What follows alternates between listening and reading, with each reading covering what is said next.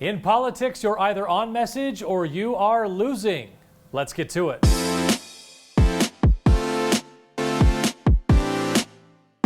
Welcome to On Message, a weekly look where the battle lines are drawn and who is winning the war of words. This week, take out the trash.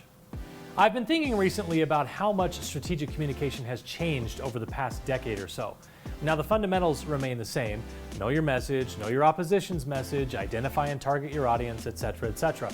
But some of the tricks of the trade have evolved significantly, just as the way we consume media has changed drastically. Case in point, Friday has traditionally been known as Take Out the Trash Day. This was the strategy of holding all the bad news you didn't really want people to hear and dumping it all on the media on Friday afternoon.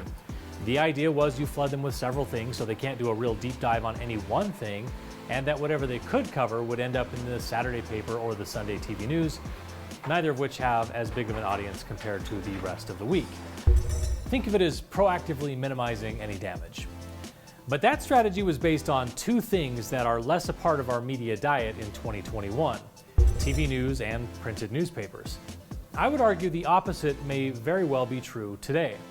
On Friday night and through the weekend, much of that same audience now has the time to sit and scroll on phones and iPads in a way they don't during the week. So it may be that now people are more likely to see what gets dumped over the weekend, exactly what you don't want.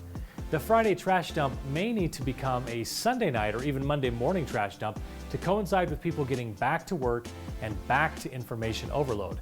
That may be your best strategy to make sure things get lost in the shuffle. Another element I've been thinking about lately are press releases. For decades, press releases have been fundamental elements of a media strategy.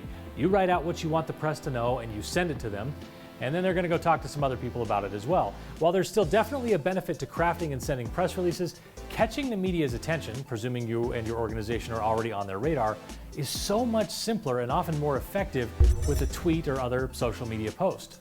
What's interesting to me about it all is that Twitter has emphasized the importance of being concise. Instead of a 600-word news release, you can get the attention you want with a well-crafted 280-character tweet. Even the ability to string together a thread forces you to focus your message differently than in the past. You're essentially writing your own headline. The ability to include photos or video on Twitter or other social media feeds also gives you a direct pipeline to your audience and can be amplified by media outlets that expand your reach by sharing what you've posted or maybe even doing a story about it.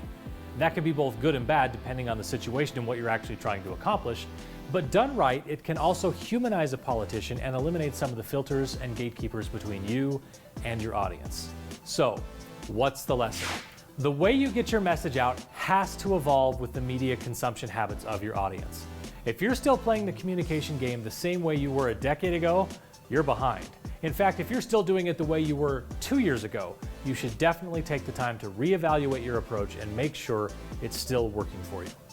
Media is getting more complex and attention spans are getting much shorter. The ability to get your message delivered to your audience that you need to connect with is still essential, but the rules of the game are more dynamic than ever before.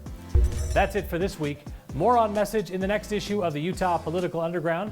Make sure to visit the site and sign up for our weekly email update. You can find more On Message videos, in-depth Utah political stories and analysis, plus podcasts and more at utahpoliticalunderground.com.